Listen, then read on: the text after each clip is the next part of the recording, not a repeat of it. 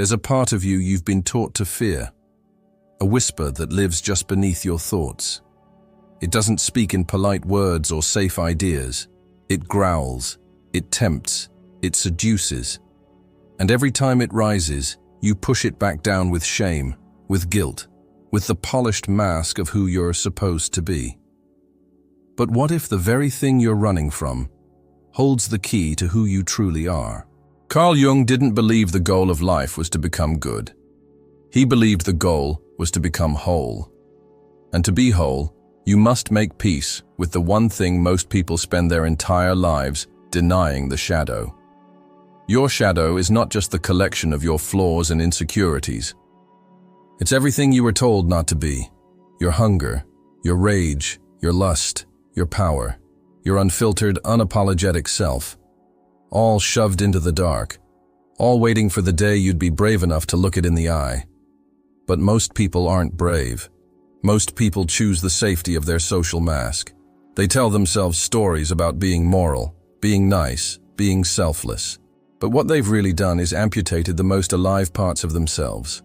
They become half-persons, wandering through life, wondering why they feel numb, why their dreams feel out of reach, why they keep sabotaging the very things they say they want.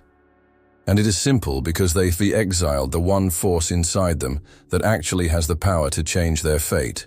Their shadow is screaming in chains, and every time it's ignored, it festers, it poisons, and eventually, it erupts. The people who terrify us the most, the ones who hurt, destroy, betray, they are not exceptions. They are examples of what happens when the shadow is left to rot. Because a shadow that is not integrated will dominate from the dark. It will turn passive into predatory. It will turn repression into perversion. It will take what you couldn't face and wear it as a mask. And so Jung's revelation was not just psychological. It was spiritual. It was mythic. He told us that salvation doesn't come from light alone. It comes from the marriage of light and dark, from descending into the underworld of your own psyche and finding the gold hidden in the filth. Because underneath your darkest desires, yes, the ones you're too afraid to admit even to yourself, there is truth. And truth is the most dangerous thing in the world. Not because it wounds, but because it frees. Your desire to dominate, it might be a cry for boundaries, for self-respect, for the courage to say no. Your sexual fantasies, they may not be sins, but signals, symbols of unexpressed vitality, of creativity begging to be unchained. Even your hatred, the kind you'd never admit, may be the only honest part of you. A part that says, I won't betray myself to be accepted. You were taught to label all of this as wrong, as evil. But the truth is far more complex. You are not evil because you desire. You become evil when you deny your desire so completely it sneaks out through the cracks.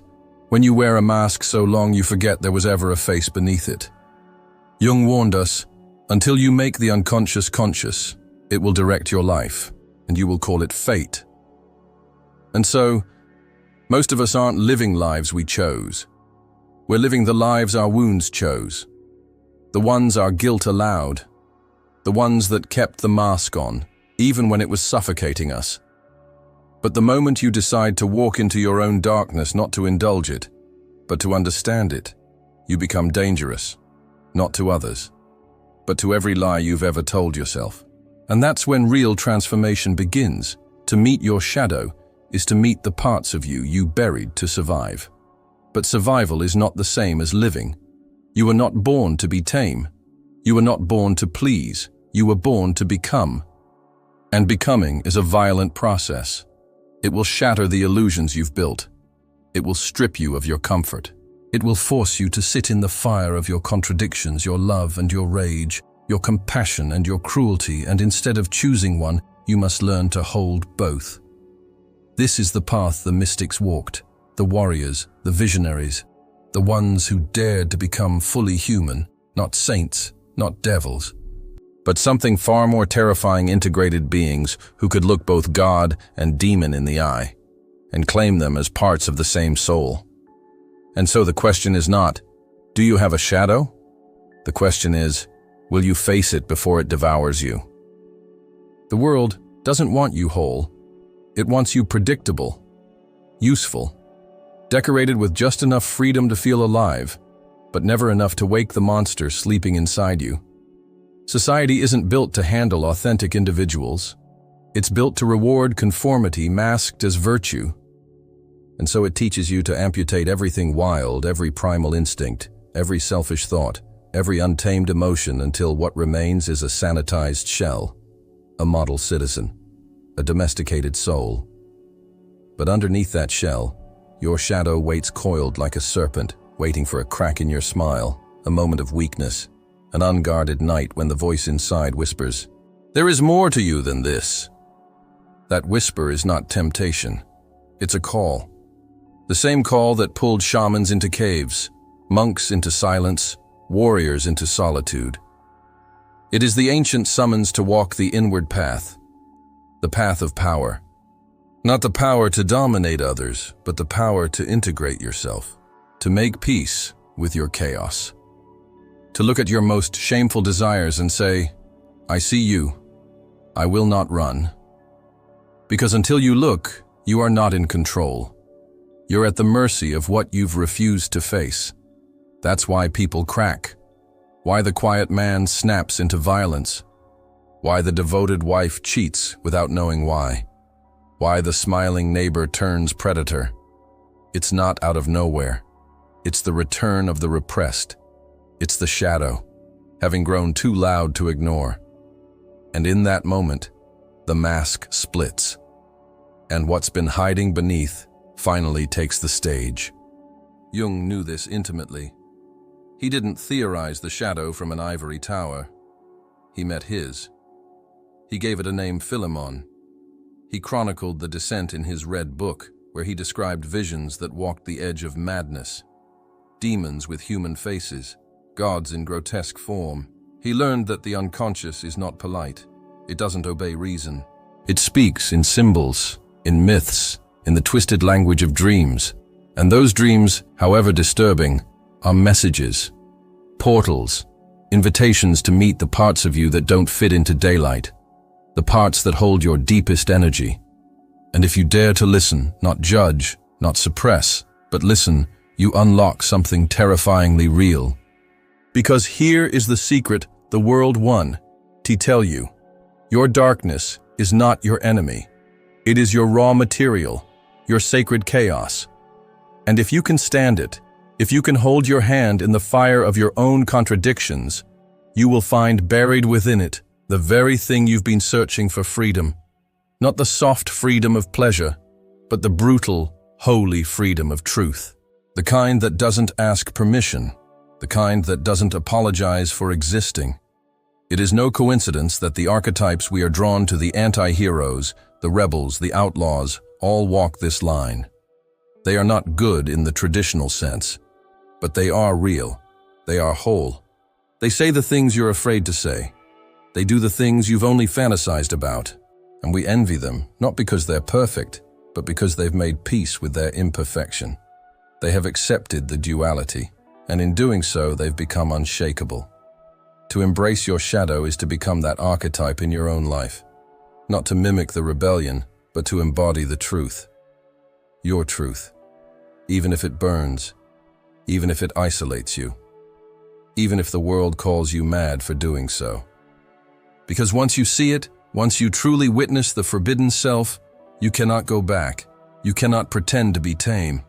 You cannot pretend that the Sunday school version of your identity is enough. You begin to crave the real, the raw, the soul that howls and hungers and aches to be known. And this is where the transformation begins, not in denial, but in transmutation. Jung said, "One does not become enlightened by imagining figures of light, but by making the darkness conscious." That means we don't escape our demons, we dialogue with them. We bring them into the room, pour them a drink, and ask them what they want. Because 9 times out of 10 what they want is not destruction, it's liberation.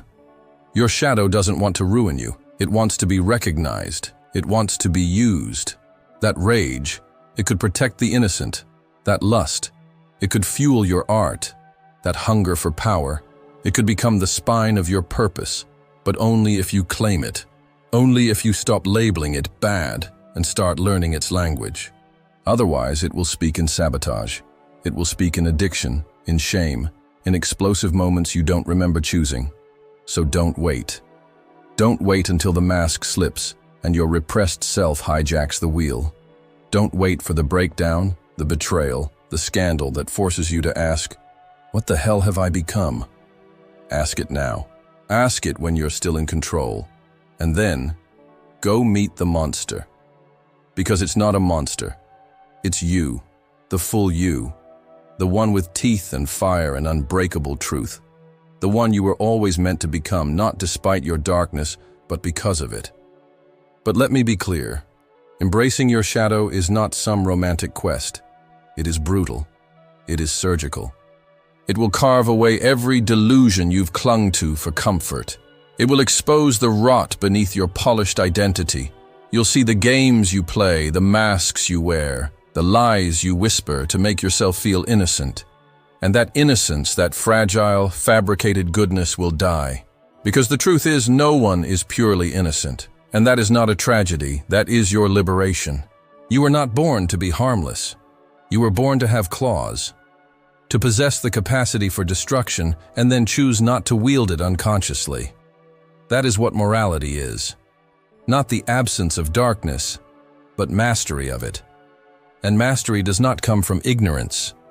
It comes from confrontation. It comes from descending into the cave, seeing the beast, and realizing the beast is you, starving, snarling, misunderstood, and still worthy of love. The reason most people never grow is because they cannot bear the weight of that truth. They'd rather blame the world, blame their parents, blame fate. Anything but face the reflection in the mirror and whisper, "I have chosen this. I have built this cage." But the cage was necessary once. When you were a child, the shadow kept you safe. It held all the feelings that were too much to bear.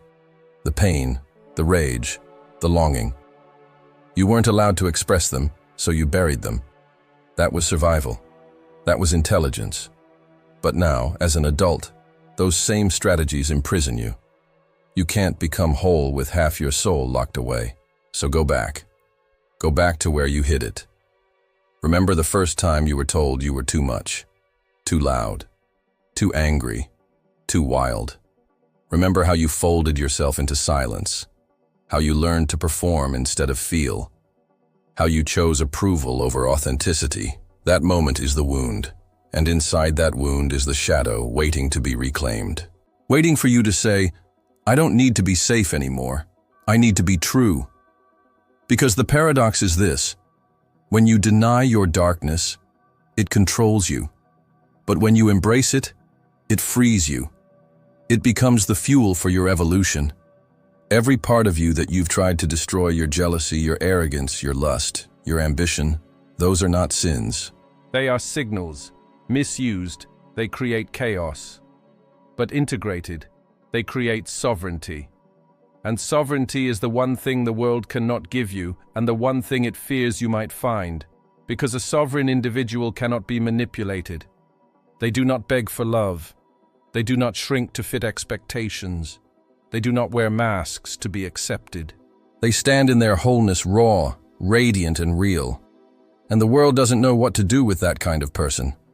It either follows them or crucifies them. But that is the price of truth, of wholeness.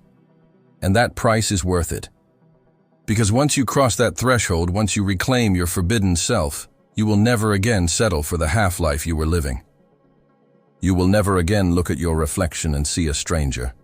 You will look, and you will see a soul that has walked through fire and came back with its own name. This is not self-help. This is self-initiation. It is the death of illusion and the birth of essence. And like all rites of passage, it demands blood, not the blood of others. Your own. The ego must bleed. The persona must crack. The fantasy of being good enough must die so that you can finally become something greater, not perfect, but whole. Not holy, but human. And there is nothing more divine than a human being who has integrated their divinity and their demons into a single, coherent force. Because then you don't just survive, you create. You become the author of your life, not a victim of your programming, not a slave to your wounds. You take the raw, ugly material of your darkest urges and you forge it into power. Not power over others, but power over your own destiny. The power to say, I know who I am, I know what I want, and I will not apologize for existing. This is the truth Jung tried to hand us. Not a map to happiness, a key to freedom. A key soaked in myth and madness, given only to those willing to face their inner abyss. And it is not for everyone. Most will look at the darkness and retreat. Most will choose comfort over confrontation. But some a few will walk into that darkness. They will kneel before the monster they once feared and recognize it as their own reflection. And in that moment, they will stop being fragments. They will stop being echoes. They will become whole. So here you are, at the edge of the myth. At the threshold between the person you pretend to be and the force you were always meant to become. There's no going back. You've seen the truth, felt its weight. You've heard the ancient voice that says, you are more than what they told you. You are everything they feared you would be. And now you must decide, will you descend? Will you enter the labyrinth of your own making, knowing full well that what waits in the center is not a beast, but a mirror? This isn't about indulgence. This isn't about chaos for the sake of thrill. It's about reverence. For the self you've locked away, the self who roared before you learned to whisper, the self who dreamed before you learned to doubt, the self who once walked freely in the dark, unafraid, unashamed until someone told you the dark was bad. That desire was bad, that you were bad, and you believed them. You let shame become your compass. You let guilt become your God. You built a personality around denial and called it maturity.